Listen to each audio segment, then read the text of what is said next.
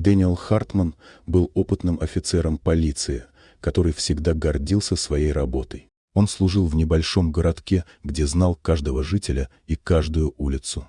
Его жизнь была насыщенной, но после разрыва с Эмили, женщиной, которую он любил, все изменилось. Эмили ушла, оставив в его сердце пустоту и горечь. Дэниел чувствовал, что его мир рухнул, и он больше не мог находиться на одном месте.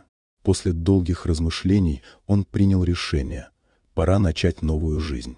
Он собрал свои вещи и переехал в Чикаго, надеясь, что в большом городе он сможет забыть о своих проблемах и найти новое призвание. Дэниел устроился на работу в местное полицейское управление, где его опыт был высоко оценен. Однако, несмотря на новые знакомства и работу, он все равно чувствовал себя одиноким.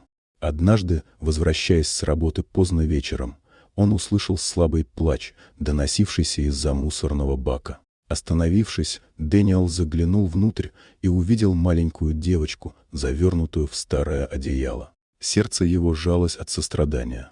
Он осторожно поднял ее, убедившись, что она здорова, и решил забрать ее к себе.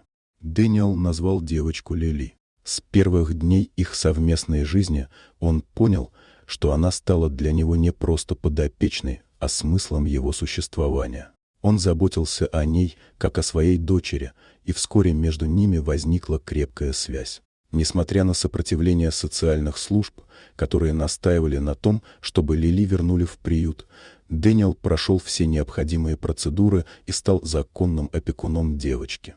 Их дни наполнились смехом и радостью. Дэниел научил Лили кататься на велосипеде, водил ее в парк и читал ей сказки перед сном. Он, наконец, ощутил, что у него появилась цель в жизни, и его сердце наполнилось теплом. Лили отвечала ему любовью и доверием, и Дэниел чувствовал, что стал для нее не только опекуном, но и настоящим отцом. Однако вскоре в их идиллическую жизнь вмешалась мрачная тайна. Дэниел узнал, что у Лили есть биологическая мать, которая пропала без вести. Он собрался с мыслями и решил рассказать Лили правду о ее происхождении. Это было нелегко, но он понимал, что скрывать это не имеет смысла. «Лили», — начал он, когда они сидели на диване, — «есть что-то, о чем я должен тебе рассказать. Ты не просто моя дочь, ты была найдена, и у тебя есть биологическая мать». Лили, внимательно слушая, кивнула. Она не понимала, что это значит, но доверяла Дэниелу. Вместе они решили, что, несмотря на трудности, будут продолжать жить и строить свою семью. С годами Лили все больше походила на своего приемного отца. Дэниел не хотел придавать этому значения, но в 10 лет он больше не мог игнорировать поразительное сходство.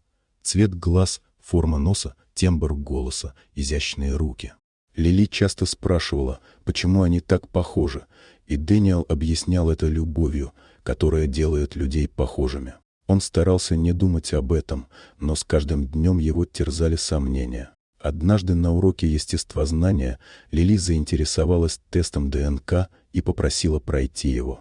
Дэниел знал, что результат покажет разный ДНК. Когда результаты пришли, они оказались положительными.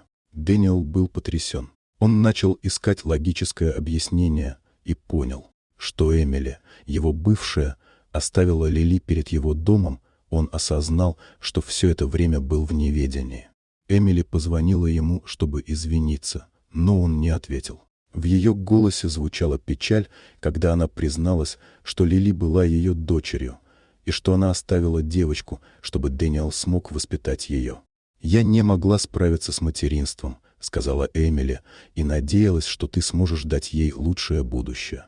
Дэниел был потрясен. Он чувствовал, как его сердце разрывается на части. С одной стороны, он был благодарен Эмили за то, что она доверила ему Лили. С другой стороны, он понимал, что эта тайна может разрушить их с Лили связь. Дэниел принял решение не рассказывать Лили о Эмили.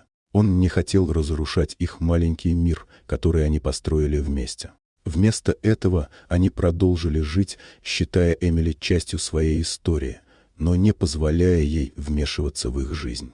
История Дэниела и Лили учит, что семья – это не всегда вопрос крови, а скорее выбор сердца. Их любовь и поддержка друг друга стали основой для крепкой связи, которая преодолела все преграды. Дэниел и Лили показали, что настоящая семья формируется не только по биологическим связям, но и через заботу, понимание и безусловную любовь. Вместе они продолжили строить свою жизнь, полную радости и любви, и Дэниел знал, что, несмотря на все трудности, он и Лили всегда будут вместе, как настоящая семья. Вот такая удивительная история.